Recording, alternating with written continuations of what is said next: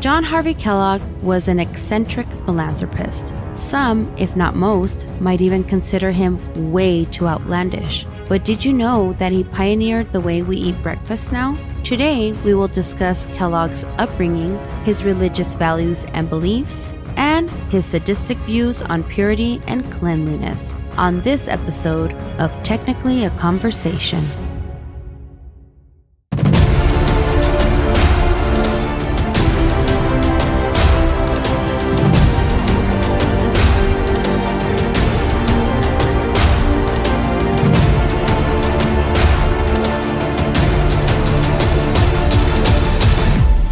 Greetings. You're listening to Technically a Conversation, a podcast where we share an interesting topic or story with each other and hope you find it interesting as well. I'm one third of your hosts, Elena, and I'm joined as per usual by my co-host and my favorite big brother, Jose. How are you doing today? I'm doing great. How about yourself? I'm doing wonderful. Thank you for asking. I was going to say, I'm honored that you were saying that I'm your favorite big brother, but I'm also your only big brother, so. I was kind of hoping you wouldn't catch that. Just kidding.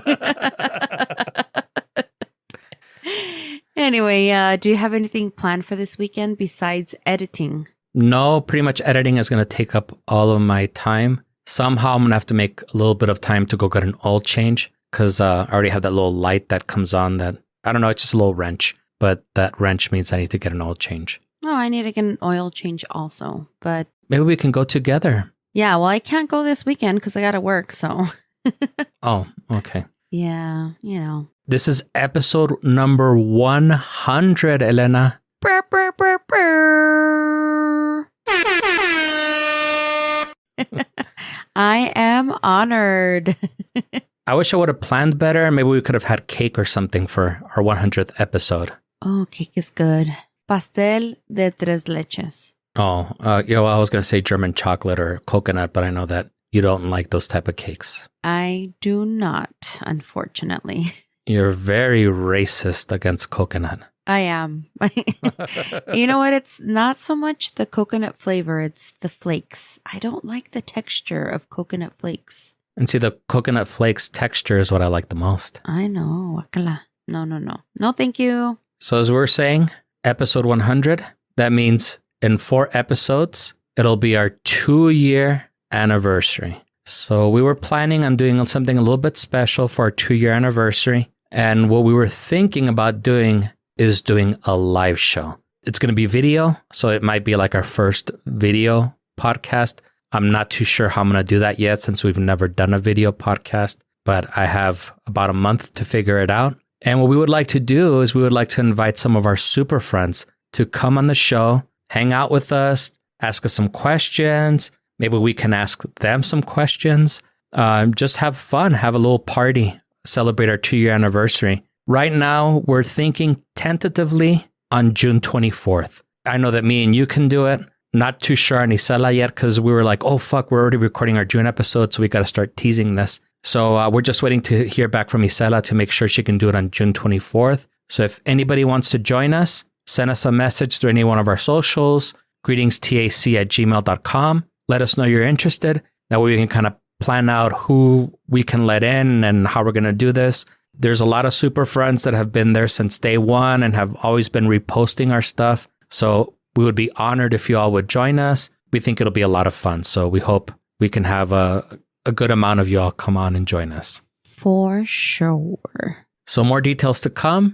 If you're not following us on the socials, Instagram is where we're most active. So make sure you follow us on Instagram @greetingstac. Yeah. So I was listening to your episode the other day, the one about Inés de Castro, Portugal's corpse queen. And you and Isela were talking about our karaoke date. Oh, yeah. Yeah, well, I'm super sad to report that you did not perform any of those songs mentioned. I did not, but it's because the place that we were originally going to go do karaoke at, they did not have karaoke that night. So we had to go to some other place.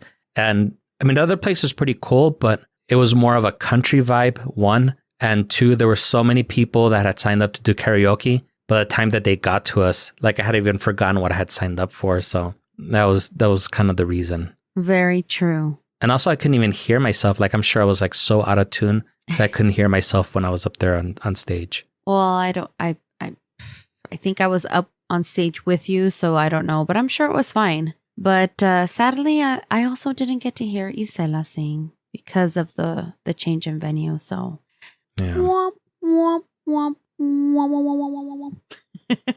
There you go.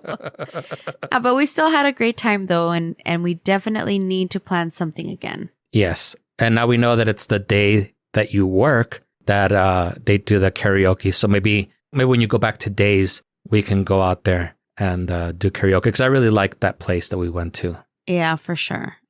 I really enjoyed the vibe there. So we'll have to make it a thing. For sure. All right. Well, at this time, I would like to take a moment to thank everyone who has tuned in and is helping spread the word. Every time you share or like a post, it helps us, and we couldn't do this without you. Also, I would like to shout out my longtime friend, Berenice, and make her the unofficial super friend of the week.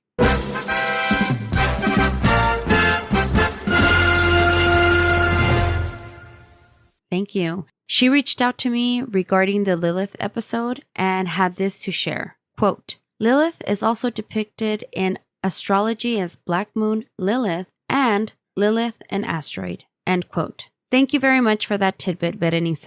Yes, thank you. With all that business chatter out of the way, why don't we get started, shall we? We shall. All right. Well, today's topic is brought to you by an article that I came across on allthat'sinteresting.com. I thought you were going to say this article is brought to you by the letter P. No. Like on Sesame Street or some shit. Yeah, I got this off of Elmo's World. And no, just kidding. There's an article by Abby Kadabi. And no, but that would be pretty awesome though, right? I'll try and make it work next time.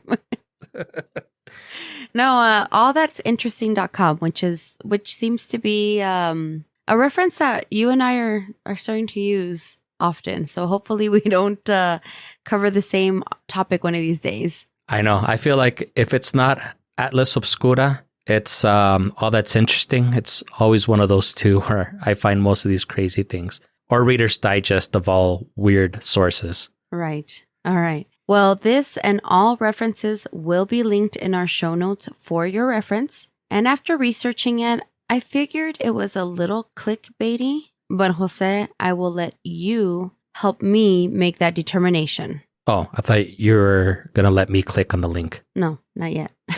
Not yet. All right. Are you up to the task? I'm always up to the task of making a fool of myself on a national podcast. That's awesome.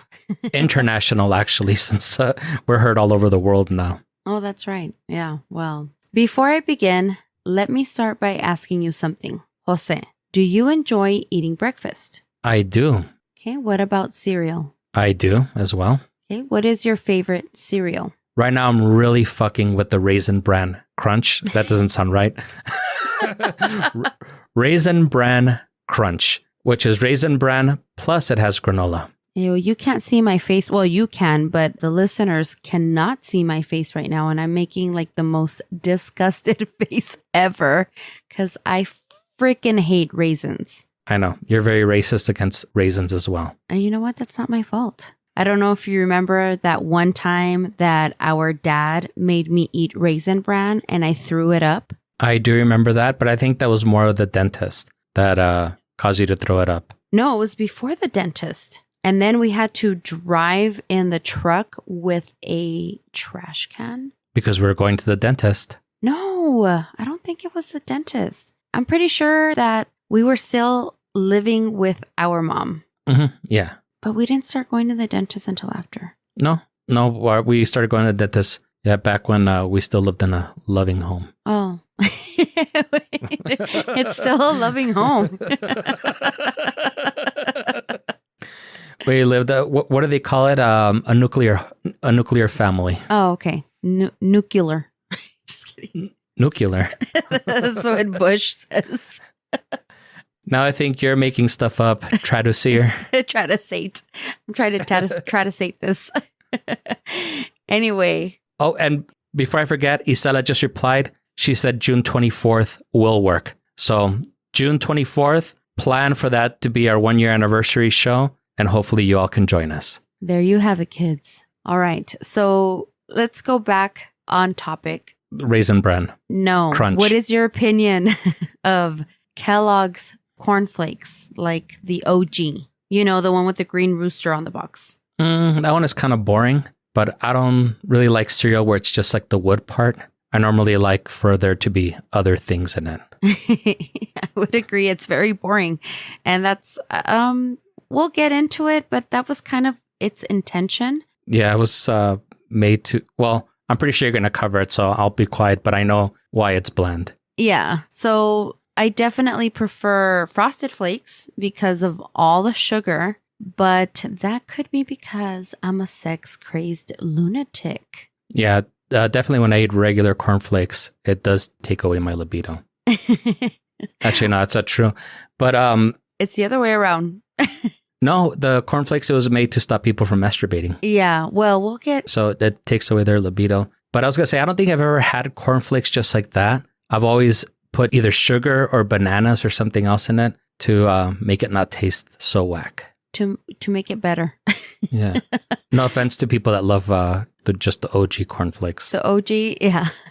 Well, you know, all the young kids out there that prefer all the sugar in their cereal, you know, they're all sex-crazed children. Or, at least, that would have been the opinion of John Harvey Oswald. No, just kidding. Kellogg. The third. John Harvey Kellogg.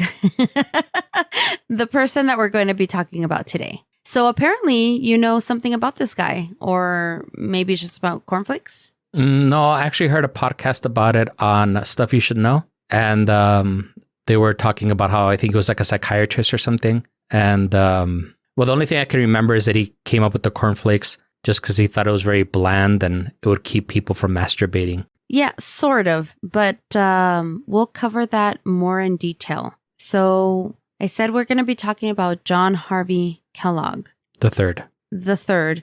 Actually, I don't know if that's true. No, it's not. Who supposedly said, or who is supposed to be the inventor of the cornflakes, right? I mean, that's kind of what we've already discussed thus far. That's a correct statement. Yes. But there's actually another star to this show that doesn't quite get the recognition he deserves. And I suppose it's because he was not as eccentric like his brother, Dr. Kellogg, who, I mean, he was a doctor, and he was legitimately a doctor, and we'll also get into that. But Dr. Kellogg's idea of purity involved very curious methods, which included ways to hinder masturbation and cleanse a patient's colon. Yeah. Am I getting Gwyneth Paltrow vibes here, anyone? No? Yeah, I'm getting ready to buy some muck, or what's the name of that stupid shit she sells? The goop, you mean? Oh yeah, the goop. The muck. A muck. No. Although I think the goop is like for the vagina, no? No, it's not. It's just the name of her brand, which sells various different things like SPF creams and lotions and other various stuff. But Gwyneth Paltrow, for me, is kind of like the modern day Kellogg. She's just not as outlandish. So going back to the whole vagina thing, she had a candle that was named, "This smells like my vagina." And then she's gone on record to promote vaginal steaming, which, by the way, is very bad for your pH down there. Basically, you're sitting in a mini throne and having steam blown up your vagine in the hopes of what? Cleanliness? How about a burnt cooter? And recently, she's been under scrutiny for promoting her diet. I mean, I don't know about you, but I know that if I ate like this, then I would definitely weigh much less than I do now. Want to hear what that consists of? Of course. Let's see if I can get on board with this diet. All right. So she says that she fasts till about noon, but she will enjoy a cup of coffee in the morning. You know, something light that won't spike her blood sugar. And then for lunch, she has a soup or or bone broth. And for dinner, she will enjoy a paleo-inspired meal, which typically means a lot of vegetables. She says she's following a non-inflammatory diet to help with prolonged COVID symptoms, but critics claim that it's a nod to disordered eating. What say you, Jose? Well, so far, I think everything checks out from what you were saying, but I think a lot has to do with the quantities too. If she's just eating just enough just to sustain her, she might not be getting all the calories that her body needs. Yeah, there's actually been other actresses or actors, I will say actors, who are following in her footsteps because they're trying to either A, not gain weight, or B, lose weight and follow in her steps as far as her diet goes. So maybe it is a little bit of a disordered eating. And there is some evidence on the whole inflammatory thing. I don't know if the way she's going about it is the right way, but they're saying that inflammation does lead to a lot of fucked up shit, like it leads to cancer. But speaking of stuff you should know, I had shared that clip with you that they were talking about people that do shift jobs. Oh, yeah. Where they sleep during the day and work at night. And it was causing all sorts of problems with people. And a large part about that and the episode itself was actually about inflammation. Very true. Yeah. I just think that a bone broth and soup and a coffee before you have dinner and it's only vegetables, I don't know. Seems a little extreme to me. Yeah, she's probably not getting all the vitamins that she needs. Yeah. Well, as much as we would love to discuss Paltrow and her quirkiness. Oh, I enjoy criticizing her whenever I have the opportunity. We're actually here to talk about Dr. Kellogg and his pioneering quirkiness. No, but really, back to patient colon cleanses and curbing masturbation. Did Dr. Kellogg also have a candle that smelled like his vagina? I didn't even know he had a vagina, but I'm sure if he had one, he would. But we'll actually talk about stuff that he would make people smell a little bit later. At the Battle Creek Sanitarium in the late 1800s and early 1900s, after these brief messages.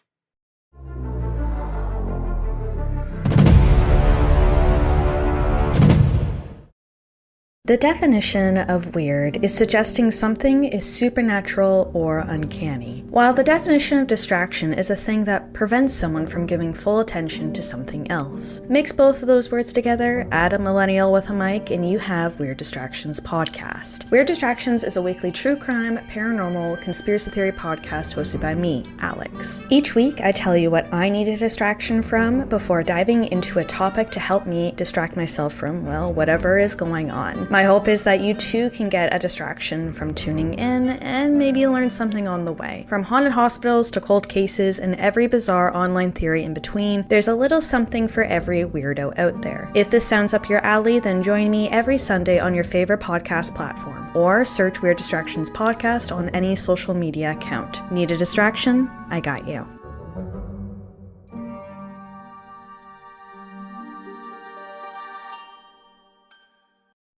Hey, creepy people! This is PNW, Haunts and Homicides. I'm Caitlin. And I'm Cassie. Together, we explore stories of the paranormal and true crime throughout the Pacific Northwest. For each episode, we do a tarot reading to help us gain some insight on the topic as we share the facts of the case and our interpretations. You can find our episodes featuring true stories from infamous cases such as the misdeeds of Boeing, as well as lesser-known true crime cases like the murders in Tunnel 13. As well as our spooky stories from Pike Place and Ravens Manor on Apple Podcasts, Spotify, and anywhere else you'd like to listen. Have a creepy-ass day!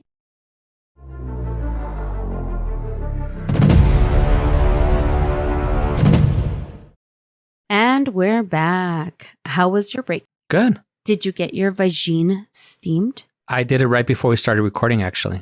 That's part of my regular regimen before we record a podcast. What about your colon cleansed? That's also part of it. Like I get the oil change, You get the vagine steam, the colon cleanse, and then you eat a big bowl of cornflakes? Yep. Change out the carburetor fluid, everything. All right. Well, before the break, we but merely scratched the surface about Dr. John Harvey Kellogg and just a couple of things that he's known for. But let's start in the beginning, shall we? Let's. John Harvey Kellogg was born in 1852 and is one of 11 children.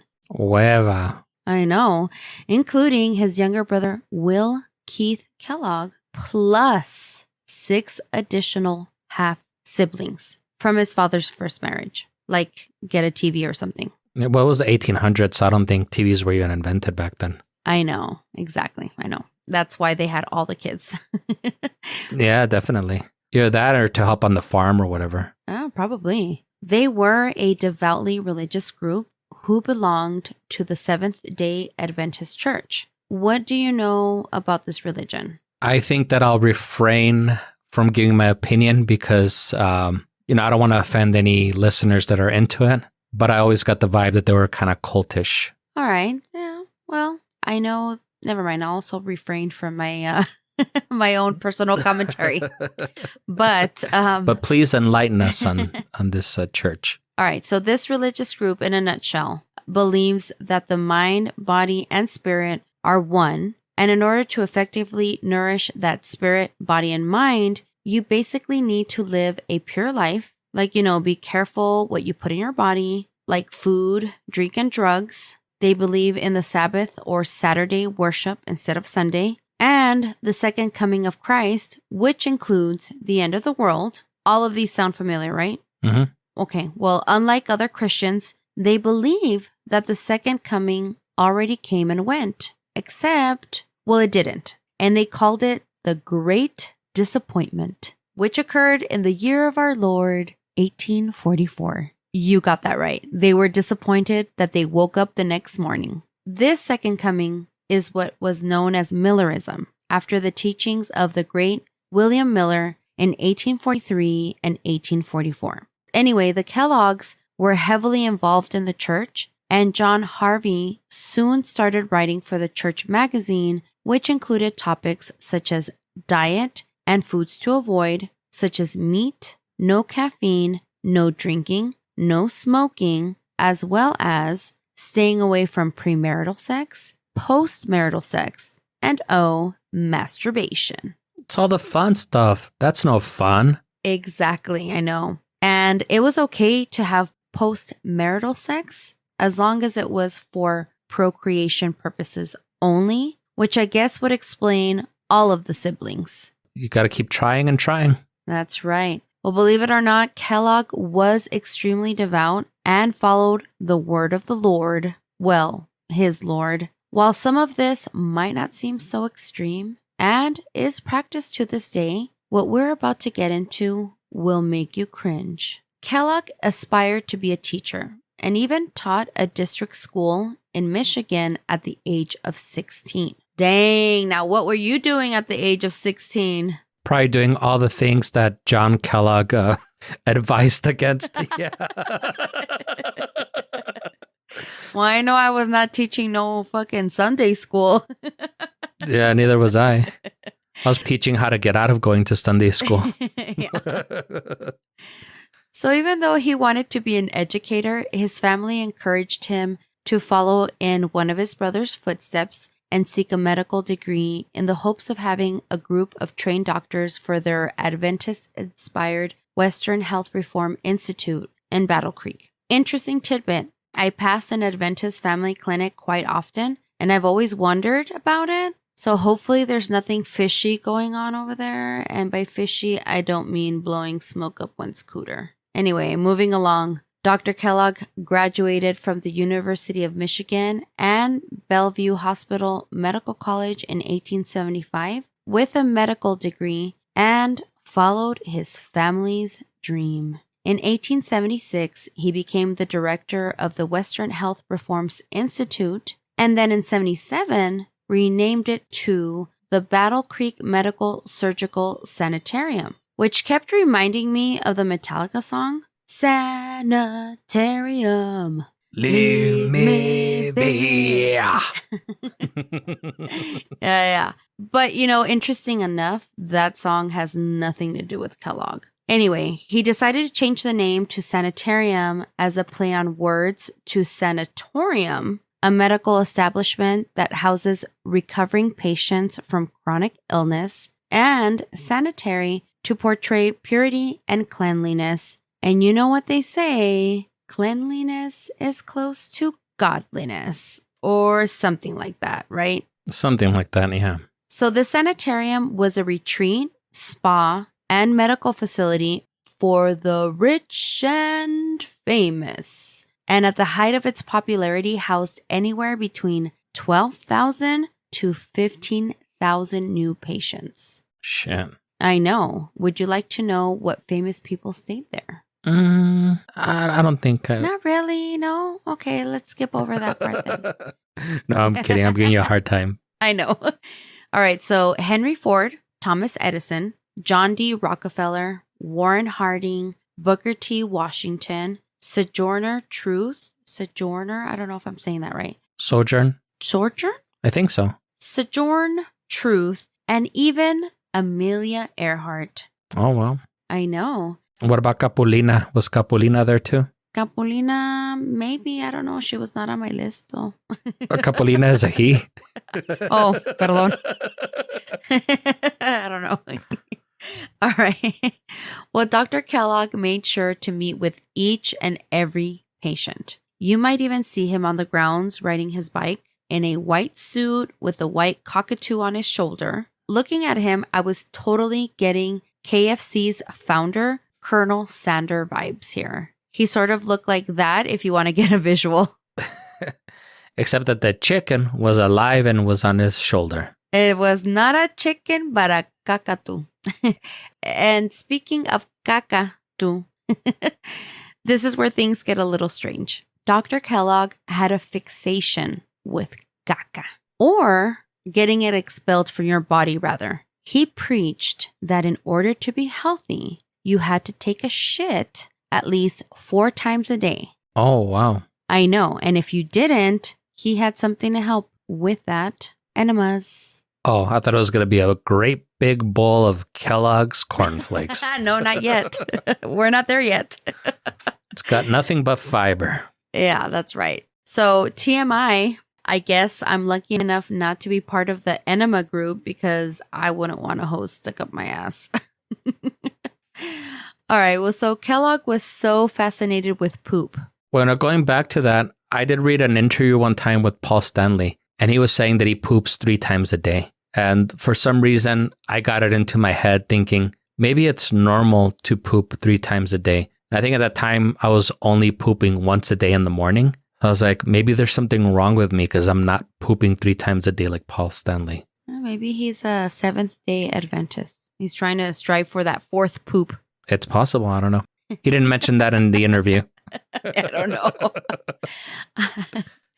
All right. Well, Kellogg was so fascinated with poop that he studied his shit every single day. He claimed that if your shit stank, then you were just a dirty bastard and not eating a healthy and bland diet. He even went as far as showcasing his caca to the patrons and shoving it in people's faces to prove that his shit don't stink. That certainly gives that phrase a new meaning, doesn't it? Yep. And if the enemas didn't work, what do you think he did? And it has nothing to do with cornflakes. Oh, I was going to assume he probably did what's it called? Like the digital manipulation or something? No. Where you stick no? No, nothing like that.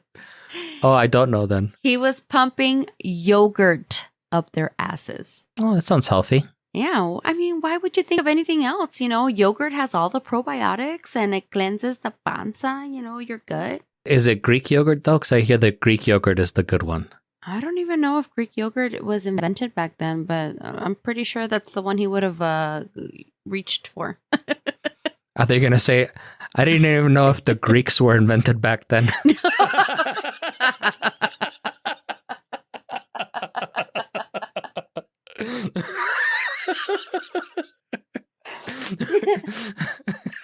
Yeah, because the Greeks were not invented back then. They weren't invented much later in the 1900s. I seriously thought that's what you were going to say. No. All right, moving along. All right. He also advocated for regular exercise, which was unheard of back then. After all, why would you need to? There really weren't any cars back then or heavy machinery, so people were already walking a lot and working hard. So why overexert the body? I mean, that's what I say nowadays too. Which brings me to my next point.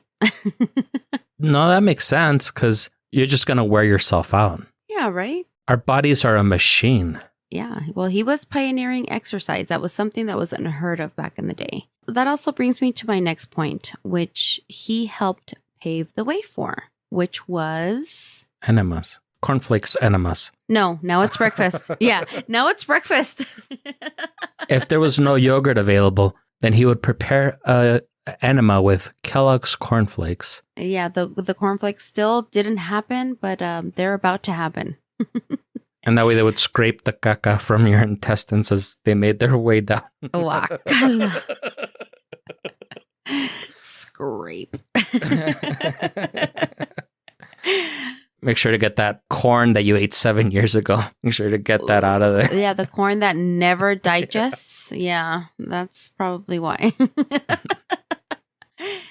His ideas of living a pure lifestyle were centered on a vegetarian diet. So he and his team, which included his younger brother Will, were always trying out new recipes. Their goal was to be as boring as possible by creating the most tasteless meals, because their ideology was that if the food tasted great, then it would create arousal and or temptations. I guess food to them was sexy.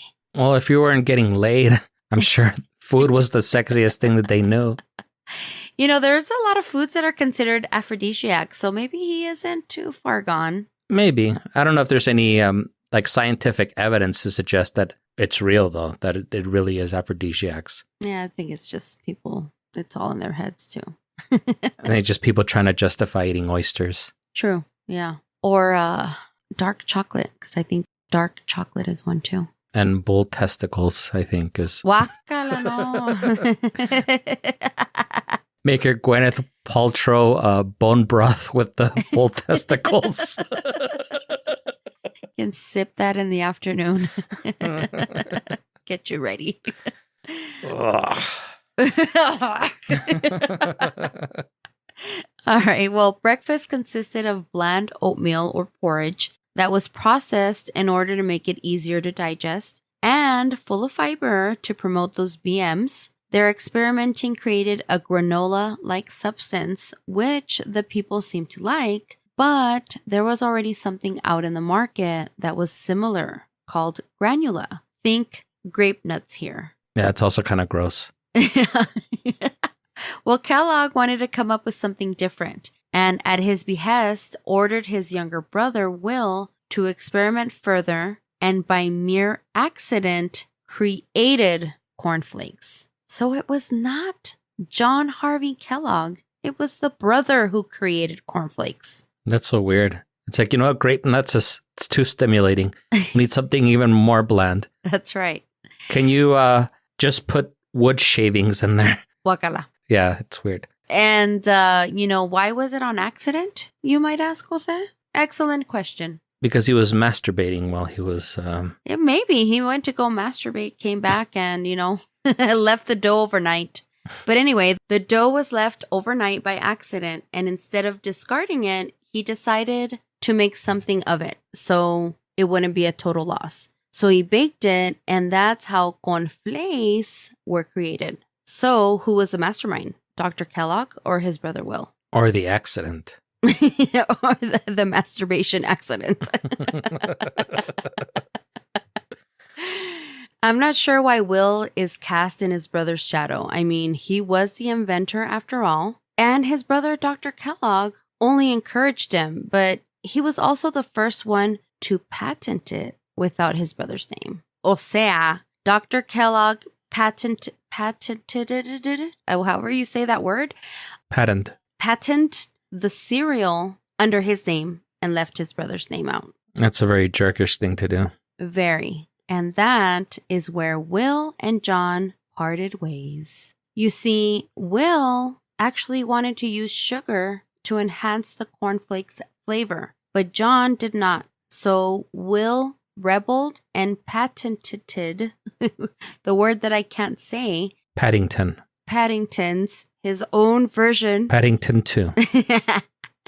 Patented. Patent.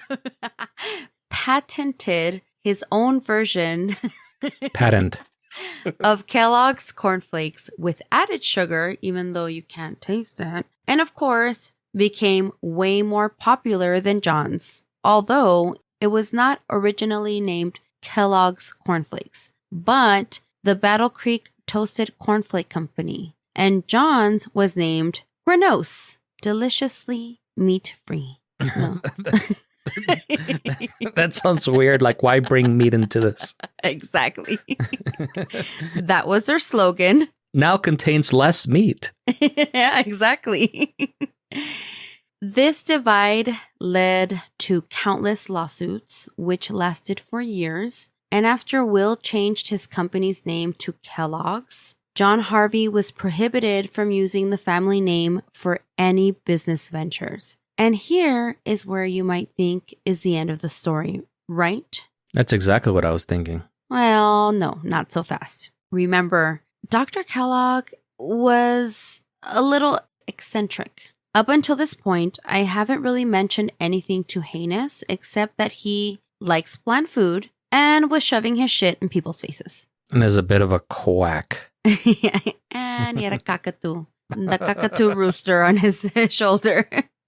But that's actually not the worst thing he did. His sordid past also includes eugenics and burning little girls' privates with carbonic acid, as well as circumcising teenage boys without anesthesia. His thoughts were that if a child was misbehaving or their personality suddenly changed, then they must be masturbating, and the only way to stop them would be by scarring them for life. He persuaded parents to tie up their kids at night so that they would not be tempted. But if this failed, then they would succumb to excruciating pain. And for those of you who are not familiar with eugenics, basically it's a belief that races should be kept separate and not interbred or interbreed, encouraging you to breed with the best version of your race, whatever that means. But no worries, if you didn't know what that meant back then, Dr. Kellogg came up with a pedigree formula,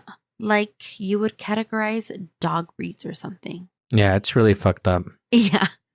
Well, all that is really fucked up. But I even heard that they didn't start using anesthesia for circumcisions until like the 70s or something, because I think there was a belief that kids that young didn't suffer pain or something like that. It might not have been the 70s, but it was fairly recent, like shockingly more recent than you would imagine that they actually started using anesthesia for circumcisions. And I don't even think it's so much that they didn't feel pain, because they definitely did. It was that they weren't going to remember the pain. But keep in mind, these are teenage boys, so they're definitely going to remember. And that was the point he was trying to make. Oh, shit, I didn't realize it was teenage boys. Yeah, he wanted to make sure that these kids were going to experience the most excruciating pain so that they would never do it again. Oh, yeah, that's super fucked up. Yeah, exactly. And so going back to the eugenics thing, Dr. Kellogg came up with a pedigree formula, sort of like the way you would categorize dog breeds. And he proposed to the government this plan or whatever. And if you didn't know who to procreate with, that's okay, because the government would tell you. Like they aren't already up in your business, you know? I think they choose what to be in their business. Like we were talking last episode, they're trying to take away women's reproductive rights. They're trying to take people's identity rights away, but they do nothing to protect kids from gun violence. Exactly. So they pick and choose what stupidity they're going to back. Very true. Yes. And unfortunately, I mean, I don't know. It just seems to be like the worst things that they kind of go after. Yeah, they're idiots. Yeah. Well, you know, going back to Kellogg, John Kellogg's legacy is complicated. On one hand, he was a total douche. And I mean that literally. and figuratively, since he liked to do the whole enema thing. And on the other hand, he is credited with changing the way we eat breakfast today, even though his younger brother Will should carry that legacy. And going back to how I got here and chose this topic was the clickbaity title, How Cornflakes Were Invented by an Unhinged Eugenicist Who Was Trying to Cure Masturbation, which was kind of like what you sort of mentioned in the beginning, right? Like he created cornflakes to cure masturbation. But is that what you got from this? I just think he had so many crazy ideas, and that was probably the only one that stuck.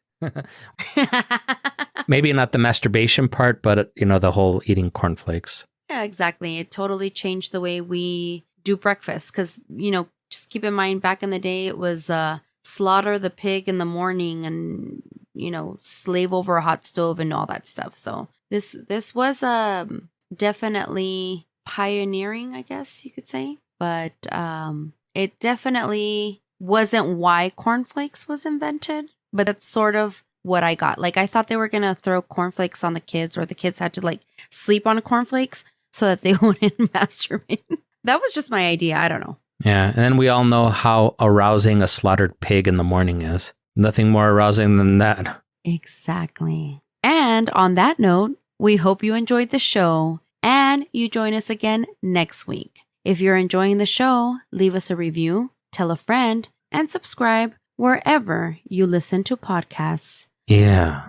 Follow us on the socials at GreetingsTAC, email us at greetingstac@gmail.com, or leave us a voicemail at 915-317-6669 if you have a story to share with us about the time you got your vagine steamed. Stop right there. We don't want to get any of those stories about people doing self-enemas or masturbating or anything. About the time they put yogurt up their ass. No, just kidding. No, bad idea. Yeah, we don't want those. But if you are interested in joining us on our live show, definitely let us know. Yeah. He also advocated for regular exercise, which was unheard of back then.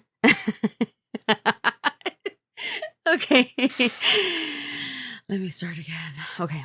I can still you. I'm sorry, I put myself on mute.